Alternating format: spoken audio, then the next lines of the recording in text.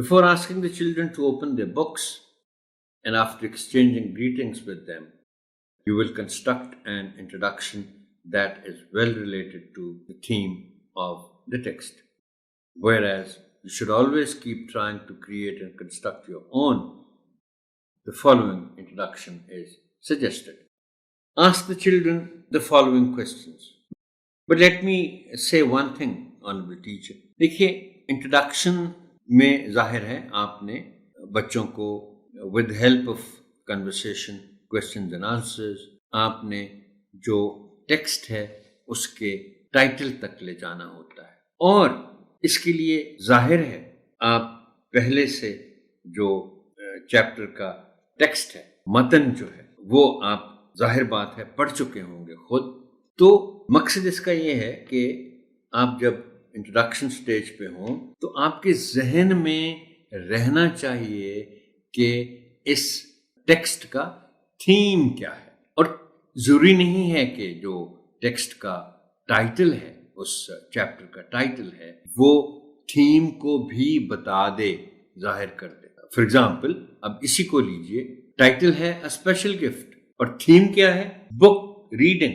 तो introduction stage पे आपके जहन में रहना चाहिए, ठीक है, अ स्पेशल गिफ्ट की तो बात है, टाइटल है, लेकिन आपने बच्चों को किताबों की तरफ ले जाना है, किताब पढ़ने की तरफ ले जाना है, क्योंकि उसी को स्पेशल गिफ्ट कहा गया है। Let's come to the questions. Do you receive gifts on your birthdays? क्या आपको आपकी सालगिरहों पर तोहफे मिलते हैं? What kind of gifts do you receive? आपको किस किस्म के तोहफे मिलते हैं?